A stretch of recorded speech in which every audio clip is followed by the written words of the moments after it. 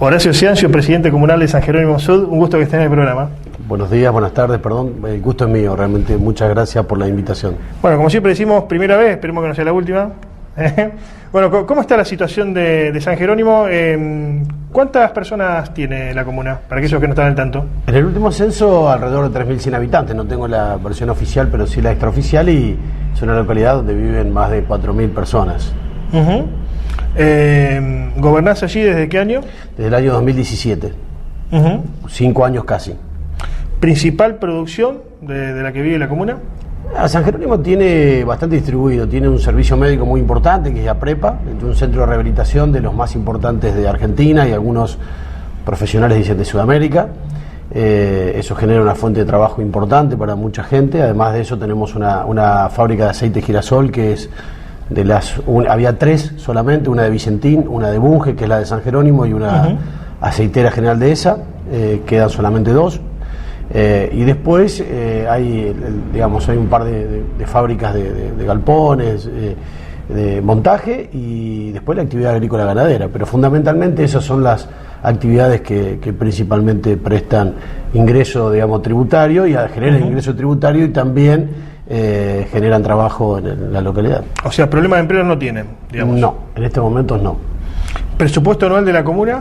300 millones de pesos. Ah, bueno, bastante. Es bastante importante. Hay otras con menos presupuesto por la zona. Sí, nosotros tenemos un presupuesto cercano a una localidad de 6.000 habitantes. Claro, forman parte del departamento de San Lorenzo, por más que algunos piensen que no sea así, ¿no? Sí. Como recién hablamos detrás de cámara, hay alguna gente que piensa que por llamarse San Jerónimo pertenece al departamento homónimo, pero no, nada que ver. Hay 2 San Jerónimo en la provincia de Santa Fe, uno es San Jerónimo Norte, muy cerca de la ciudad de Santa Fe, y San Jerónimo Sud, aquí cerquita de Rosario. Que no tienen nada que ver. Nada que ver. Nada que ver.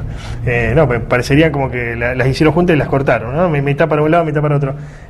Vos, además, estás a cargo del Foro de Intendentes Radicales. Así es, soy presidente del Foro de Intendentes y presidente de Comunas Radicales desde julio del año pasado, cuando Dionisio Escarpín, candidato a senador, renuncia a la presidencia del foro, entonces intendente de Avellaneda, y bueno, fui reelecto este año hasta diciembre del 2023. ¿Está afiliado de alguna manera dentro del armado de Maximiliano Puyaro, hoy como referente provincial? Así es, yo trabajo dentro del grupo, de campaña de Maxi Puyaro como futuro gobernador de Santa Fe. Ah, bien.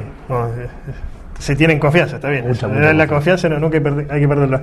¿Cómo es la relación en este sentido, vos siendo radical, con un gobierno de otro signo como el provincial? ¿Les mandan lo que tienen que mandar? ¿No les mandan lo que tienen que mandar? No. La relación es buena con respecto al diálogo con algunos ministros y funcionarios de segunda línea, secretarios, subsecretarios, pero con el gobernador prácticamente nula, no hay diálogo institucional. Nosotros la última vez con un diálogo institucional con el gobernador fue enero del 2020, previo a la pandemia. Nunca más nos pudimos reunir, a pesar que hemos solicitado en reiteradas oportunidades, tanto la conducción anterior del foro como la que me toca liderar a mí. Y obviamente está claro que nos discriminan. De hecho, hemos generado en febrero de este año una marcha histórica. Nunca se había dado en la vida institucional de nuestra provincia que 75 intendentes y presidentes de comunas de distintos partidos políticos fueron a la Casa de Gobierno a manifestarle al gobernador lo que estaba sucediendo con la discriminación. Eso fue un pico muy fuerte de discriminación. Luego de eso se dieron algunos pagos, pero sigue existiendo esa modalidad, la diferencia fundamental está en cómo los gobiernos locales encararon esa situación, decir, mira, sabés que no contás con fondos del gobierno provincial, agudizás tu inteligencia en el manejo de la cosa pública de cada localidad, y hoy ya la mayoría de los gobiernos locales ya no esperan demasiado del gobierno provincial, no esperan nada prácticamente. Salvo algunos casos donde Villa Bonor Galvez, por ejemplo, ¿no? Villa Bonor Galvez, socialista, claro. La discriminación fue a todos los gobiernos de la oposición. Hay algunos gobiernos dentro de cada partido político, hay algunos gobiernos que recibieron algo, pero fueron mínimos. A nosotros en esa manifestación de febrero nos acompañaron intendentes y presidentes de comunas del socialismo, del GEN, del Partido Demócrata Progresista. La verdad ¿Lo discriminan también porque no tienen muchos habitantes en comparación con otras comunas o ciudades? Eso no. En realidad la discriminación para los gobiernos no peronistas, por así decir, tenía un doble impacto. Por un lado, algunos gobiernos locales no le daban fondos, sobre todo el plan Incluir, que es, nosotros hemos en su momento dado, poco en broma, denominado Plan Excluir. El Plan Incluir, el programa de Caminos a la Ruralidad, algunas cuestiones de obra de vialidad provincial, eran los lugares, son los programas, los sectores donde más genera discriminación. Entonces eso generaba una doble discriminación. Por un lado había localidades que no recibieron nunca fondos de estos programas, jamás, y un vecino, sí, afiliado al partido del gobernador, recibía fondos, y por otro lado es que algún lugar que recibía fondos, los escasos que recibían fondos, recibían mucho menos valor que un gobierno vecino, digamos, ¿no? Entonces la paradoja que una comuna a lo mejor de 3.000 habitantes recibía 30 millones de pesos y una municipalidad de 20.000 habitantes recibía 5. O sea, no había una proporción. Eso generaba una doble discriminación que obviamente generó en el Senado provincial una doble interpelación al ministro Corach y no me acuerdo ahora qué otro ministro, el ministro de Desarrollo Social. Danilo Capitani. Danilo Capitani, así que era un tema que para los diputados y los senadores estaba absolutamente palpable, como para los intendentes, presidentes de comunas, incluso hasta reconocido con colegas de otros partidos políticos que lo veían porque existían y sabían. ¿Cómo es la relación con Traferri, con el senador del departamento, siendo que él es peronista pero opositor? Formal, una relación formal.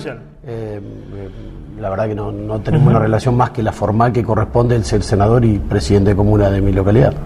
¿Pensás de alguna manera que se rompió el equilibrio con los senadores cuando se da la pelea entre Perotti y Traferri y eso terminó afectando a los territorios o no? Se rompió el equilibrio, pero no sé si afectó a los territorios. No vi un impacto negativo de eso que sucediera. Sí notamos claramente un trabajo del gobernador en general, que lo vimos, en mi caso como presidente del foro, digamos, y de recorrer la provincia, que en algunos lugares el gobierno provincial iba al territorio sin invitar a los senadores. Muchas veces no invitaban ni siquiera a los intendentes y los presidentes de comuna. Estamos hablando que hubo inauguraciones de obras del gobierno provincial, inclusive tramitada por intendentes, presidentes de comunas en las gestiones anteriores que no fueron invitados. Entonces ahí vimos que había como una necesidad o una decisión política de poner agenda en la exclusión de los senadores o de los legisladores en general en las actividades oficiales del gobierno. Dijiste Puyaro gobernador, ¿no tiene que ser radical el gobernador? Tuvimos gobernadores socialistas que eran opositores al peronismo, ahora ¿tiene que ser radical? ¿Sería el cambio? Creo que no tiene que ser radical por ser. Creo que en este contexto de lo que ha sucedido en la provincia, a la Unión Cívica Radical le toca liderar este espacio, este frente de frentes, o como se denomine próximamente, que esté integrado por todos los partidos políticos, el socialismo, el PDP, el PRO, la coalición cívica, todos los partidos, el GEN, todos los que se puedan sumar.